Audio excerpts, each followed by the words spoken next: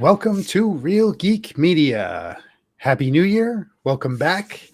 First show of 2025. I'm Hayden Stoll. He is Christopher Michael Blake. It is Thursday, January 16th, 2025. Christopher, how are you? Hayden, I'm so excited. Season 2, Real Geek Media, kicking it off tonight, bringing it to the people because this is what they want. We got a big show ahead of us tonight. We have a very special guest. Christopher, tell us about our guest. Master at Arms, Master Crafter, Faces of the Undead Anthology, Things Forsaken creator, none other than horror icon himself, Ferenc Gregor. Ferenc, welcome to the show. We are very happy to have you. Thank you for spending some time with us tonight. Hayden, Christopher, thanks for having me on, man. It's a pleasure, and I'm really grateful to be in your company. Thank you. I'm excited. We have a nice interview scheduled here for tonight. Ferenc, if you're not familiar, he's a jack of all trades. He is involved in so many different aspects of art as well as filmmaking, and he's such a creative individual. I'm very excited for this interview. Again, Ferenc, we're so happy to have you tonight. That may be an understatement, Hayden. I'm going to tell you, Master may not be enough for him. I'm telling you, we were just talking pre-production before we just rolled the night out. The guy's making music. Mm-hmm. I'm like, is there anything this guy can't do? I don't know. We might have to find out about that. I don't know. Yeah, there's plenty of things that I cannot do. So we're going to be talking about your upcoming anthology for Faces of the Undead, which is going to be premiering on YouTube, you said, in parts? No, actually, it will premiere in a special feature at the Waynesboro Theater, Waynesboro, PA, directly after the Mini Movie Festival, which is a short film festival. And Face of the Undead will premiere with a double feature with a movie called The Only Ones by the very talented Jordan Miller. Wow, very impressive. So I have to ask, before we get started with Faces of the Undead and how you got to this point, take us back to when you first realized that, hey, horror held kind of a special place in your heart, and this is what you wanted to do. And at what point in your life was this? That's a good question, because it's really is just a process and a concatenation. It's something that just kind of grow into or evolve to, I should say, I guess. I never woke up one day and said, oh my God, I got to have horror everything. The dark and the macabre, it's a part of the life process. I've always had a real fancy for the Victorian periods, the medieval periods, dark ages, things like that. When I was young, I wanted to be an anthropologist when I was a little kid. So cavemen and all this stuff, so for me, I guess it's very chronological. And, I kind of got my feet set in the sand somewhere around Victorian period.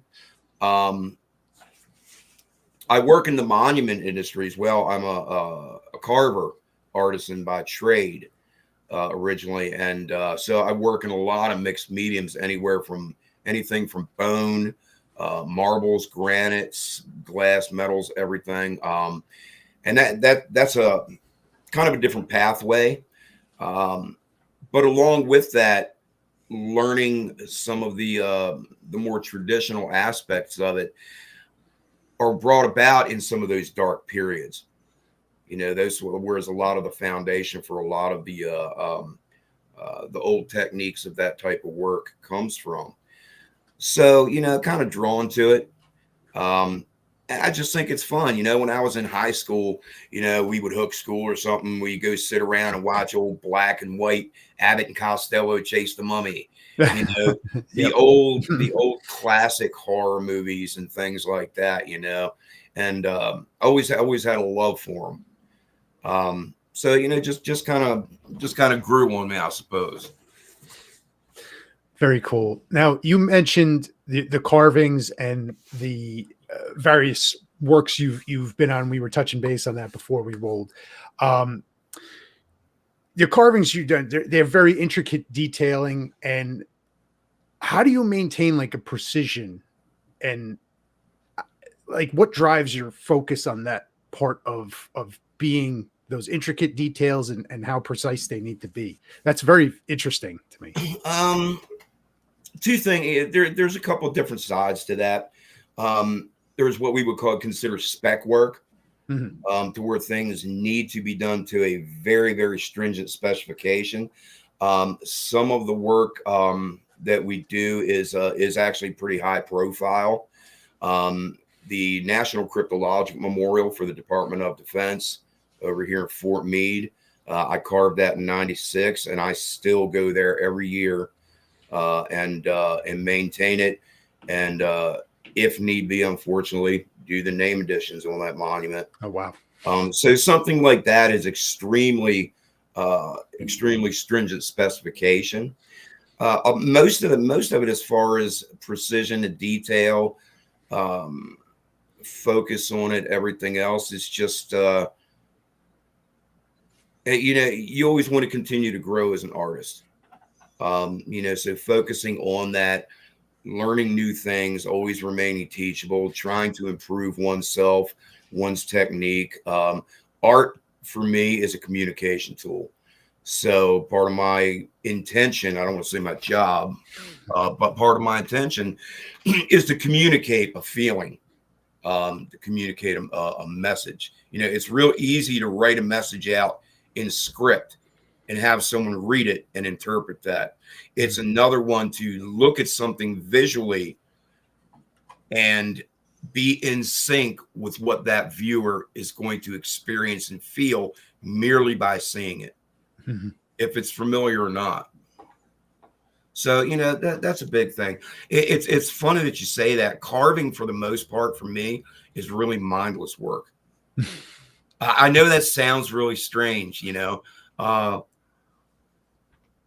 but it's kind of like when you're writing, when you're creating, there's certain things that you do, certain processes that you do, that you get in the pocket, and you can be listening to a Deep Purple live concert in '73 while you're writing a horror story, and thinking about, man, what do I want for dinner?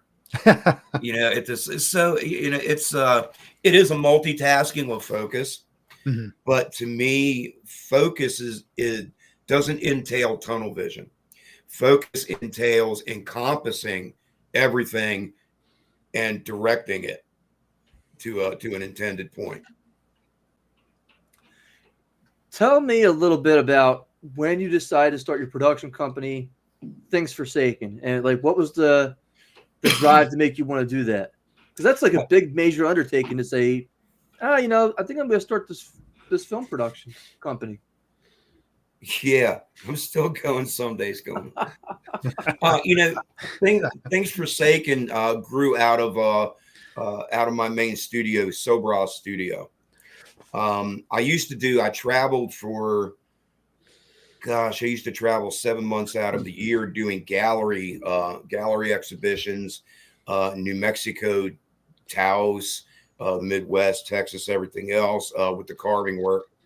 And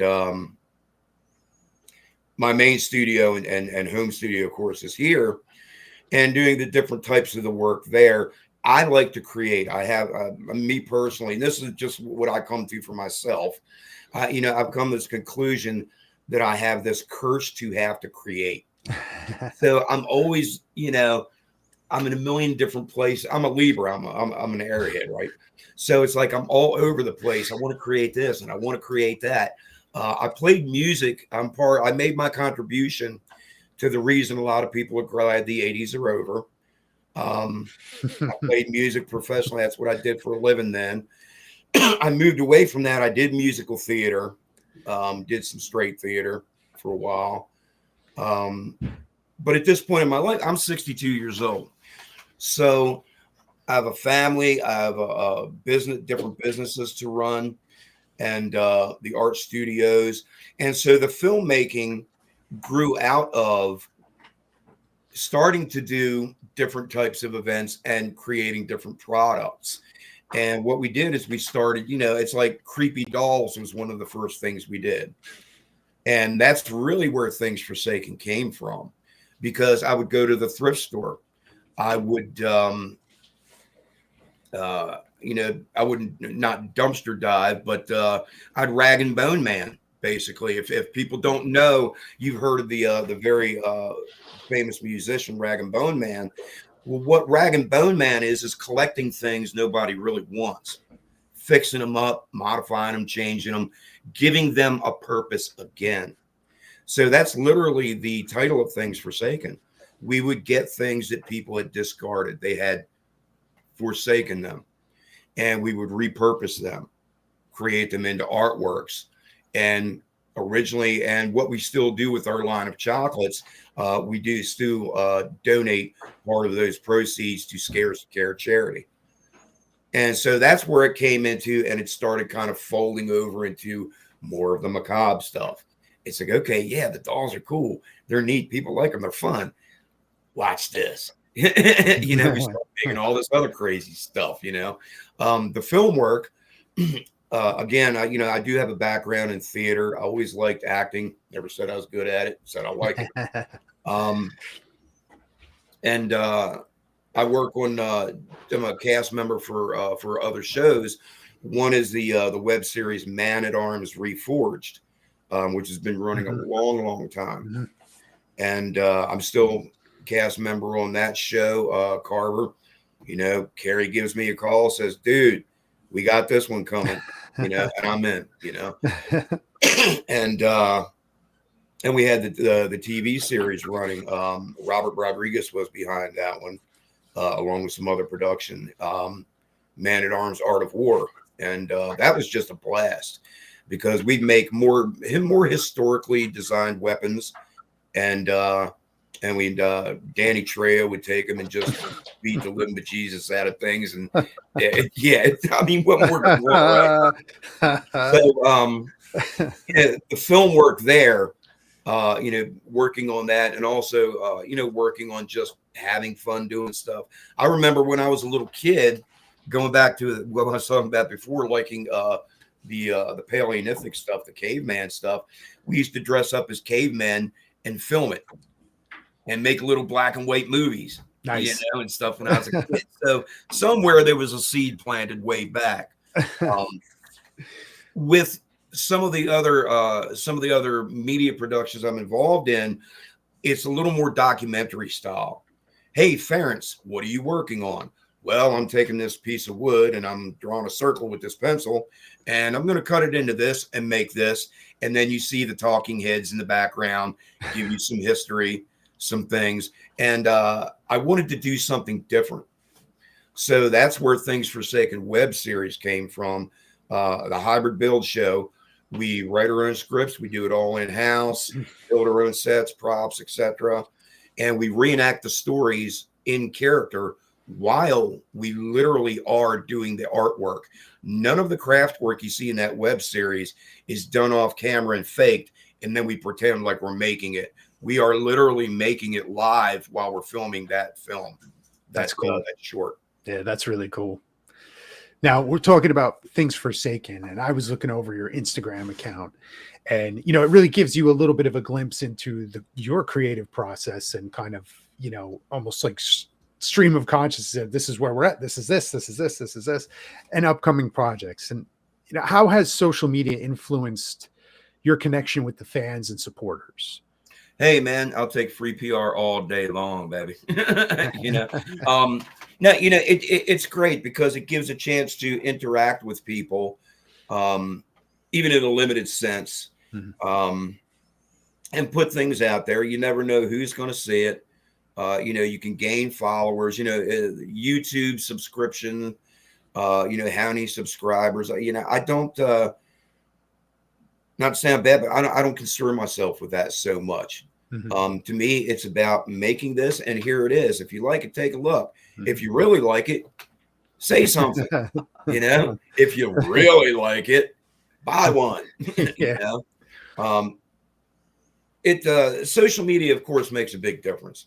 for anyone. I don't consider ourselves content makers as far as that goes. I don't consider ourselves influencers, anything like that. I leave my personal opinions out of it. I do work in the public eye. Like I said, some of my clients in the studio as well. I have quite a very diverse clientele. I have to carry security clearance for some of the work I do, believe it or not. Wow. Yeah, it's like most of the time, I'll walk into 7-Eleven and people are like, watch that guy. But it gives us the opportunity just to put it out there for what we're doing and not really be overly concerned about where it's going to go, who's going to interact or not. We appreciate everyone that follows us. And we definitely encourage everyone to, to contact us, talk to us.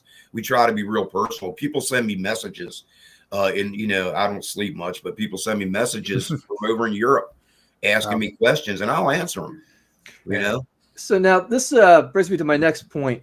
So I actually have two questions, but I'll answer this one. I'll ask this one first. Tell us about your connection to Hungary. You said you were Hungarian, and you've given us a story about what you used to do in terms of procurement, and especially that piece behind you. Could you recount that for our listeners? That piece, yes. For those of you who can't see, Ferenc, tell us what that is and tell us your story. Well, this little fella, this is my teddy bear. And his dig, I will say, is approximately 90 to 100,000 years old. Wow. It's a fossil ice age cave bear skull, Ursus speleus. He came out of the Carpathian Mountains, Carpathian Mountains, in the Bihor Pass. The Bihor Pass is a passageway up and through the mountain. It's like really the only way in and out of Vlad Tepes' original stronghold, which is why it was so fortified. It's between Hungary and Romania. He came from the Hungarian side. My parents, I was born here, so I'm first generation Hungarian American here, however you want to put it. I don't get wrapped up in labels. But my parents came over here in 56, escaping the revolution. Except for two brothers that still live here, all my surviving relatives on both sides of my family still live in Hungary. Wow. So we keep in contact. I don't speak as well as I would like, especially with my parents gone for so long. Really not many people to speak to keep it up. I do, I won't use the paprika they sell in the U.S. I call my cousin who drives down to the fields where the old ladies are drying them against a barn wall, and it's be about 11-12 kilo a year. Wow. Yeah. Oh yeah. Nice. My second question, watching a few of your Things Forsaken videos today, I noticed an Easter egg in several of the videos, and you're smiling already, but that's a good thing. Tell us about this coffee mug that's in all these videos. I see this thing and I'm like, I recognize that. This one. That's the one. There you go. There you go. If I have a reputation and, or I will take accountability for anything, is that I drink an obnoxious amount of coffee and espresso to the point to where it became a bit of a novelty to make sure it's in the films. If you watch Man at Arms episodes through the years, it's extremely rare. And if it's not on camera with me, it's because they probably put it on the editing floor that day instead of left that clip in. I mean, it's bad, dude. I use like IV bags, like feed bags, for overnight feeds for especially my daughter's special needs, and we used to have these bags. So I got some of these bags, and I'll fill it up with espresso and put a tube in my mouth while I'm carving because I can't keep stopping to do this. And and so yeah, so I'll Wow. I'll pipe coffee and like that. So the bottom line is I have such a big reputation. It became a novelty. The thing about the web series, and it's one of the things for me that comes into a way of making some of the film. If you're going to initialize presenting something to someone in a certain way, and you have any anachronisms whatsoever, you get picked apart. I mean, there's still people that yell because they were drinking out of cans in MASH. They didn't have cans in the 50s in MASH. In Korean War, they were drinking out of bottles. So you're always going to have that. But our very first short film on the web series, Penny for a Poppet, I play a 1920s doll maker, not right in the head. I never put my hair up. And no one has ever said a word. Why? Because they know it's me. I'm presenting this as me doing this.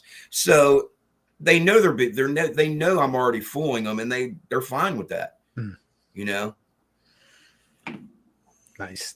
The as just going along with like influences, can you tell me about grandfather Henry Nice as far as like influence in your life, mentorship? Did that shape an approach to your art at all? Wow. Grandpa Henry, man, wow. What an amazing human being, and God, what a dear man. Yeah, I miss him dearly. He was a very dear friend of mine. Henry Henry been around. He'd been around. He was a little man in stature, but he was a giant in stature as a person. Veteran, World War II vet, and some of my relationship with Henry is not something I'll talk about publicly. As far as the artwork and the mentorship, Henry he won the Pulitzer in '53. He was an amazing artist. Actually, a quick little story with that, which is really neat. And you may find, if you were to search a million things on my Facebook, you may even find the picture. He won that Pulitzer. And of course, the newspapers took a photograph of it, printed it. He was looking on eBay one day, and he found the original photograph from 1953 of him standing there holding the Pulitzer. Wow. That's cool. And he went to buy it it was one of these historical photo sellers, and he went to buy it, and somebody else bought it. And he was telling me about it, and he was just so upset. He wanted that picture. So for the next 2 months, I stalked eBay like crazy and go, okay, well, who's this guy that bought it? Okay, well, he's selling stuff. At some point, he's going to flip it. So I waited around. I followed him on there until I saw he put it up for sale. I paid $15 more than he did for it. And I bought it and gave it to Henry for a gift. And then I took a picture of him holding his picture of holding. Oh, that's great. That's great. Yeah. That's so great. But, Henry was an amazing person, not just an amazing artist. He had a gift and a way of being able to see what's really there instead of what we think we see, and understand how to respect that. And I'll leave that at that. Ferenc, the reason you're here today is not to talk about your past and your history. While it's all a part of your legacy, we're here to talk about what you got coming up. And that is, of course, your new anthology, Faces of the Undead. Tell us a little bit about this anthology. Faces, no strange story. Faces of the Undead sprung from the web series. As you see, we make products. Part of the products that we sell there are what help to promote the studio and doing more films. So I'm like, okay, well, I need to do another short episode. It's getting about that time to put one out. So I think to myself, well, let me go ahead and just do an episode about something I already make, so I don't go through the process of creating an entire new product, an entire new product line, everything it takes to manage that, to maintain that. And we were going to do that with the some of these skull sculptures that we do. We do various ones, from tribal ones to just all kind of different ones. And so I started looking into that and started writing a little bit. And then I go to myself, the build aspect, I'm doing these in resin. If it was a DIY or DIY, however you say that, do it yourself, DIY. Yeah. If I was a tutorial, it could be cool, but it's not. Mm-hmm. So the build aspect doesn't have enough bang for the buck for me. So I'm going to do a straight horror movie. And so I got myself into this. And my style of writing, of production, the way that I choose to film, pretty much the entire process is very unorthodox, very out of the box. When I tell people, especially other people in the industry, how I'm doing things, they look at me and go, "What?" And it's like, yeah, I do things way out of the box. Give us some examples. Here's a good one for you. Faces of the Undead anthology the script is not even done. Wow. Yeah, we're editing, we're in post for part 1.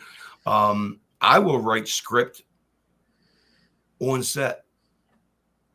Sometimes, depending what the scenes are. Now, most of the web series, and it comes from doing the web series. Now, mind you, a lot of the times in the web series, though I do bring in other crew, other DP, depending on the how big it is, what needs to be done. I can't shoot everything. But a lot of it I shoot myself. I'm building it, I'm writing it, I'm acting in it, blah, blah, blah. Sometimes it's all solo. So I know what everything is going on. It's all up here. I don't need to elaborate to anyone else. With Faces, yes, we're doing storyboard. We're writing scripts. We're giving actors time to, of course, learn the script. Sometimes, it comes down pretty quick, but I like to keep things extremely simple, not vague, in the sense that if I want to micromanage an actor on set to the point where they're just going to be following every single thing, precision point, then what do I need an actor for? So I want to see first how they deliver this. How did they come up? Here's your script. It's vague. A lot of times I'm fine with if you're changing dialogue, as long as key points that I need said are said and delivered in certain manners. Then I tell them, here's your character. You want a synopsis? Sure. Okay, I'll give you a quick synopsis. It's all yours. And let it turn them loose. We have a Twitch user, Jamilian, has a question for you. Is it true that you make all of your props and special effects from scratch? And what is that process like? Yes, tedious and expensive. And all of the, for an example, all of the props for Faces of the Undead, all the dummy heads, everything else, I do all those myself. I'm fortunate enough to have a dear friend of mine who's going to be credited in the movie, of course. And he's a graduate of Tom Savini's school.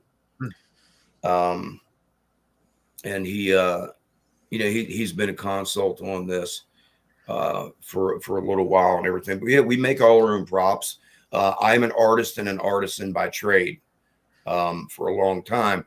I'm pretty apt to being able to figure things out, learn things, create ways to make new things.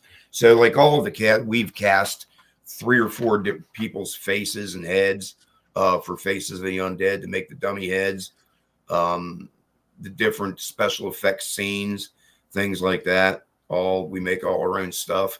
I like doing it. It's fun. It is tedious, it's very experimental in some respects.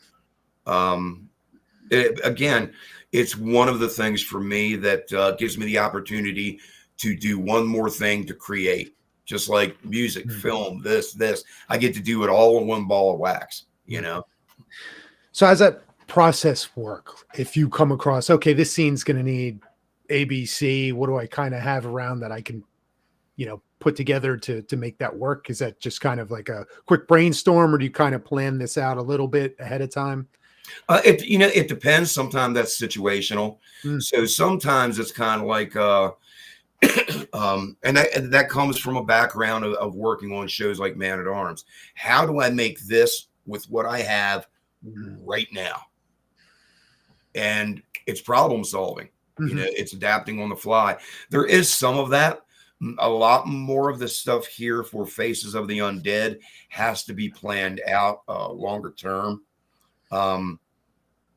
because we are a little bit more bigger production. If I have an idea right on the fly on set, then it's like, okay, yeah, I want to do this. Do I have what I need here to do this? Okay, let me see. I can get this to work. I bet it works.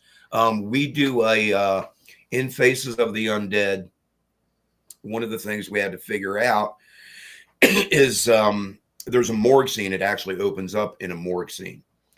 And literally the mortician takes a scalpel, a real scalpel, and he cuts open the cadaver's chest. And you see not much blood because you've already seen a tube of blood, him being drained. But you literally see the scalpel cutting through the chest skin in the sternum and a little bit of blood coming out. So it's like, okay, well, how do you pull that off? You can make a prosthetic. You can use tubing. You can do this. You can do this. So literally what I did with that is I took some of the silicone that we use for casting the faces and literally some of my own chest hair, painted it up. And we did a prosthetic about that big that laid right here. Inside of that is a small, thin piece of metal. So there's a pocket between that silicone and that metal plate. And we take a hypodermic and fill it up with our blood mixture so that he can literally take a scalpel on my chest, go and cut it without harming me. And it's going to open up and bleed. Wow. So it's something like that. It takes planning because it takes a little time to make.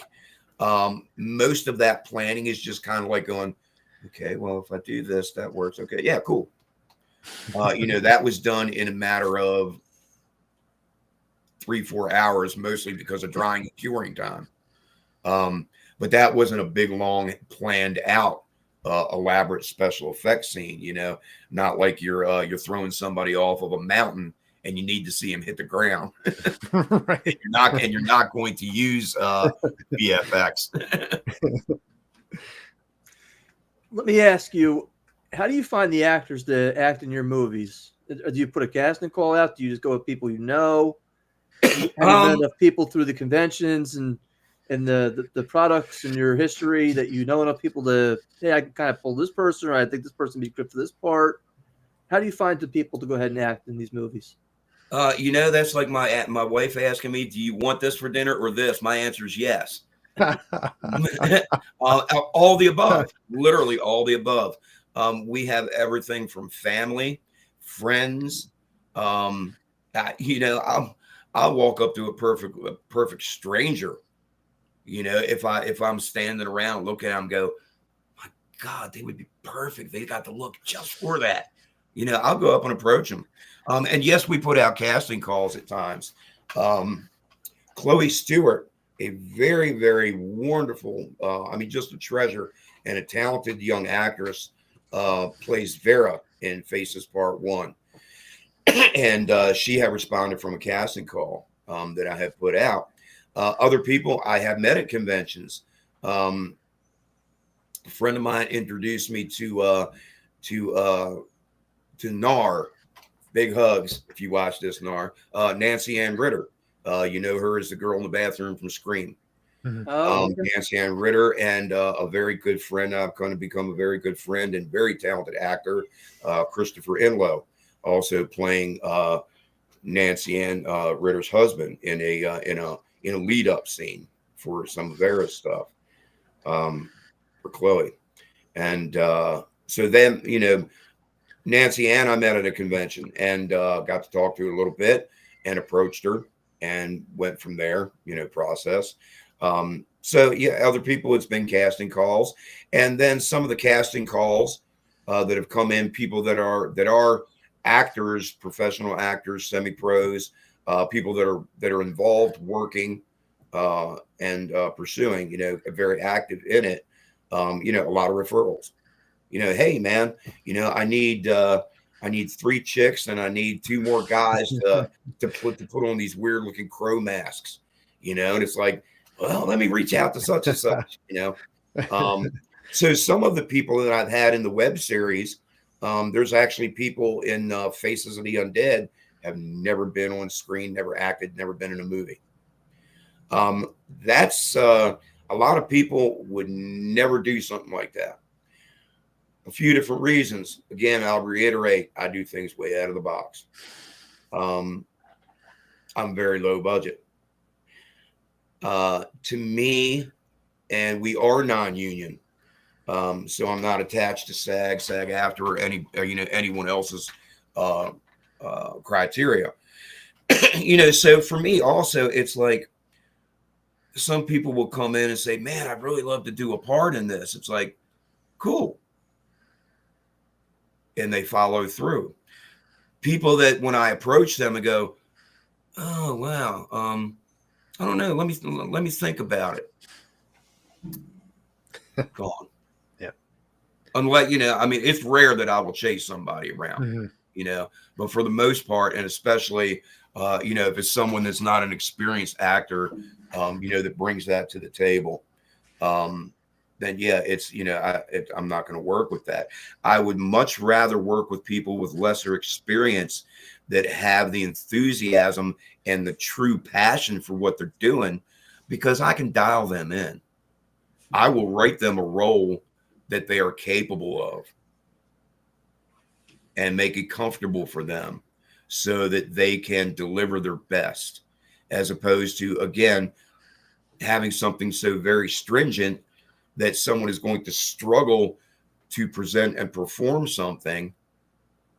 And, it reads on camera. If somebody's all in or somebody's just there for the money, it reads on camera, So yes, all the above, and in all the situations to that one, man.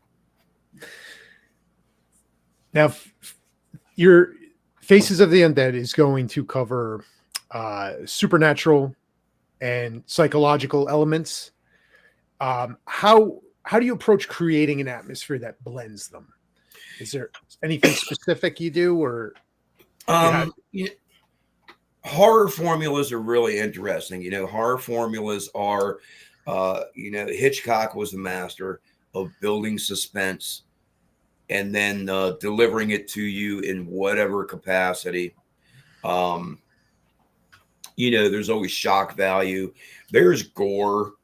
There's the psychological aspects. I'm really glad you asked it, because it's strange. Even a lot of people that I'm working with, actors and some of the crew on set, you'll ask them, so what's this movie about? And they'll look at you and go, I'm not really sure. And I want it that way for a reason. For one, I don't want them focusing on the big picture of the story as much as I want them focusing on who they are right here, right now. The other part of that is Faces of the Undead is a horror based with a psychological element movie. it is very, very much about the struggles of mental health. And that's a golden egg that I'm saying here because I haven't really told people that. But I'm not presenting that. I want people to realize it. I want them to catch that, to feel that, to see it, and to connect with that and go, wow, you know, this movie's really more about this. Presenting the horror elements into it. You know, yes, there's some of the standard little shock things. A lot of the things, and you brought this up, Christopher, is golden eggs. So if you watch Faces of the Undead, even part 1, this is really about the struggle of the necromancer the entire time. And I'll leave it at that because I would give away way too much, especially this early, if I said anything more on that line. But it's very much about this character's struggle and the representationals of the other characters, what they represent in that struggle. And it is a struggle, you know, it is a struggle with mental health aspects. I'll read you a quote from the movie if I can remember. Actually, I'd have to pull it up on my screen to remember. If I can remember exactly how written. When the last thread that binds together reality had broken, I, no longer among the living, remained unwelcome among the dead. So it's not a purgatory. It's that loss of reality, that questioning reality. And the part 1 may seem a little disjointed. And I want it that way. I want the viewer a little bit confused. I want them questioning. Because this is how I want them to be in the position of this person struggling. I want them unsure. So that's how we're presenting it. Okay. So we know that you said you're just wrapping up post-production for this. What's your plans? You plan on going wide distribution, trying for movie theaters, streaming services? What are your plans for distribution for Faces of the Undead? Plans for distribution, we're self-distributing currently is the plan. We're going to put it out in a few theaters. We'll look at some of the different avenues for film streaming. Some of that kind of stuff is changing. Some of the criteria for different not even aggregates, but just distribution. Film Hub, you know, there's a little bit of buzz about you know, some of their criteria is changing. You know, one of the things we don't want is to license out any part of Faces of the Undead or a franchise of it, any parts of it, have it sit on a shelf license and never be aired.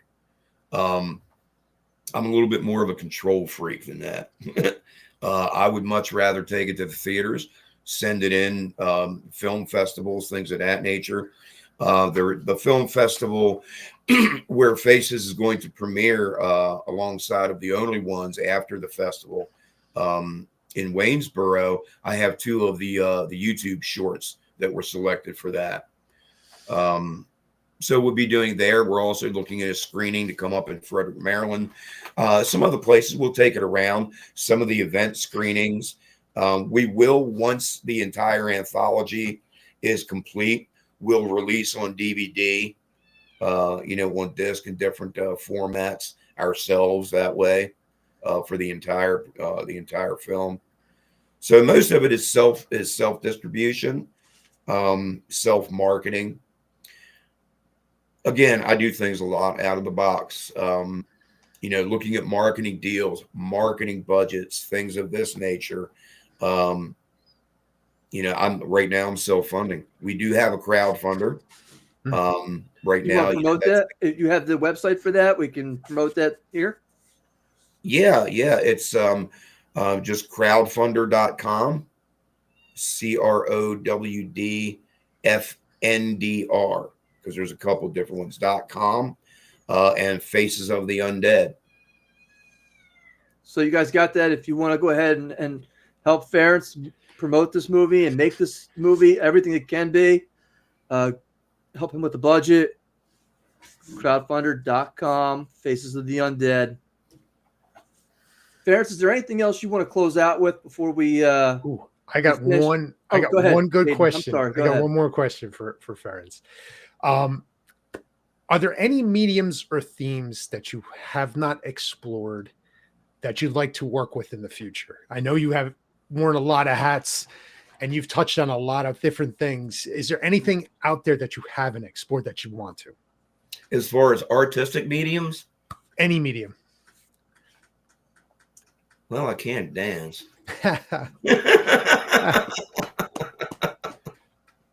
And this is, I've worked in so many different mediums. Thank you, Jamilian, for putting the crowdfunding page on the stream. Yes. Yep. Thank you. Yeah, right off the top of my head, I can't really think of any. I'm very spread thin. I'm sure I'll come up with something. For me, a lot of the stuff is just I run into something and I see it and I go, oh, that's cool. I like to check working in that. I've worked in, just about every medium there is at some point. But I do want to bring one quick thing up because for me, it's very important in Face of the Dead for people to get it, so to speak. When you mentioned golden eggs, pay attention. Pay attention to the small subtleties, the things that are said, especially because they mean something. A lot of the character, I'm actually in the movie. A lot of people don't even know I'm actually in it. But I play the necromancer. I don't have a lot of speaking parts. Non-dead people don't say much. But so it's a very expressionistic. Can we make my wife a necromancer? I'm just out of curiosity. I wasn't sure. What is that? Can we make my wife a necromancer? Just out of curiosity. You could. One of the things about Faces of the Undead, it goes all over not all over the place, but it goes in different ways. There's headhunting scenes. There's like medieval pagan sacrifice scenes. There's Victorian or turn of the century, vampiristic scenes, brothels. Very talented actress. Rivka Brick plays Madame Esmeralda. Jessie Gill is playing Lady Desiree, the voodoo priestess. We are not looking to cultural appropriate. There are some visuals in some of these that people will look at and go, oh my gosh, that's from this culture. You know what? It's a horror movie, dude. We are not implying anything. Horror and voodoo are a really strange mix. Voodoo is a healing art. Voodoo is a healing art, a belief system.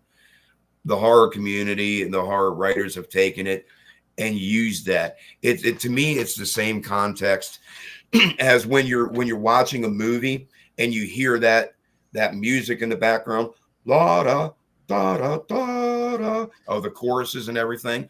Those are spiritual hymns. That's the origin of that music, but it sounds creepy, So you take it and you run with it. I will say some of this. We do our own special effects. There are some things in the films that are literally physically done. They are not special effects. When you see the transformation, I'll put it that way, of the necromancer, which is done a certain way by the voodoo priestess, that is not special effects. So that gives you something to go, if you want to talk about a little shock value for certain viewers, other viewers are kind of like, okay, great. But it's presented in a way that you really got to pay attention to the dialogue and the little things that are said, because we're not going to lay this whole story out for you. We want people to question it. I want people talking a week later and debating about, no, this was going to happen. No, that happened. No, that's not like this. Yes. You know, if I'm going to give somebody something, a nice cup of coffee, watch them drink it and forget about it 10 minutes after they've had it, I'll do that. I want to keep them talking. I like it. I like it. Sounds wonderful. Yeah. Yeah. Yeah. Well, let me pull up that crowdfunding page again, just so everybody can see it there. Thank you. Crowdfunding page, crowdfunder.com, Faces of the Undead. Please help support Ferenc. This is a great project. You know, I'm looking forward to it. I can't wait. I'm you know, this has been a great night. Awesome night. And Ferenc, I have one more question for you. I know everybody keeps saying one more question, but we can't get enough. And it's the question I always get as an author is when's the next one coming out? Have you even started production on Faces of the Undead 2? 2 and 3, actually. The first thing that we did, and this comes into me, my planning, so to speak, low budget again. So what we did is all of the quote unquote, or 2 out of the 3, I should say, but a good part of these take place outdoors. So we utilized filming those sections because of actor crew availability and also because of weather. We filmed a lot of those segments for all 3 parts before winter hit, so that those are done. And I don't get to a certain point in part 1 and go, okay, we filmed all this up to here, but now it's like, dude, it's like 18 degrees outside. We can't film this. There's snow on the ground. So I got to wait till spring. As you know, a lot of things don't get done in sequence. And so, yeah, we've already filmed segments of part 2 and 3. Again, out of the box, I like to see things to give me new pathways and have things evolve. My writing evolves as we shoot. So as this comes about, I'm seeing what we have, and it's telling me the rest of the story of how this moves into part 2 to lead into those parts that we've already got in the can. Because the whole story is kind of told and narrated by the historian who is in the club. It's in the modern day club, the Cask and Coffin, which is the same location, the club, the Cask and Coffin from back then, where it all got started, and where the voodoo priestess owned. So yeah, we're already working on those things. We're doing music. As I write music here, I'll be composing a piece and say, yeah, you know, this is kind of cool. I don't want to use it here, but you know what? That fits in part 3 over there. So make a note of that. Steve Archer, Stoneburner. Steve Archer is an extremely talented musician. Him and his wife, the band Ego Likeness. Check them out. They are rad, man. Watch some of their music videos. Stephen Archer, I've known for quite some time. He's going to, I just spoke to him a few days ago, messaged with him and everything. So we'll be using some of his original soundtrack stuff he's doing. He actually did the music for NASA, for the IMAX theaters. Wow. For one of the productions. And he's an author too. He wrote a children's book called oh my God, Steve is gonna like slam me for this. It's Luna something Luna. I can't remember it. But look him up, Steve at Archer, you know, Luna. Check it out. It's a cool book. So yeah, we are already way into both parts. Hayden? I have no more questions. I'm just, thrilled that we were able to have you tonight. Thank you so much for spending the night with us, Ferenc. Oh man, thank you guys. Yeah. Ferenc, thank That's you. You've been awesome. amazing, and just we appreciate you. If everybody can go to the crowdfunder and Faces of the Undead, help support Ferenc, we would appreciate it. And again, yeah, we got some great amazing perks talent. there. You are an amazing talent, Ferenc. You really are. Thank you. That's so much better than Ferenc get a real job, son. I have a real job. It sucks. You don't want one. I do this because I'm unemployable anywhere else, guys. So, well, thank you guys so much. Yep. Dearly appreciate it. I'm very grateful for you guys taking the time and your hospitality and having us on. And I hope to see you again and hope to be able to meet you personally at some point, man. Yes, absolutely. I'm sure with all the conventions I have lined up, I'm sure I'll run into you or Emily somewhere down the street. Dig it. So again, everybody, big thank you for Ferenc Gregor, and things to say. Yep. Yeah. And we will be back shortly. We're taking a break. We'll be back with weird news stories and our first edition of Let's Get Weird for 2025. Ferenc Gregor, author Christopher Michael Blake. I'm Hayden Stoll. Have a good night, everyone. Thank you, Ferenc.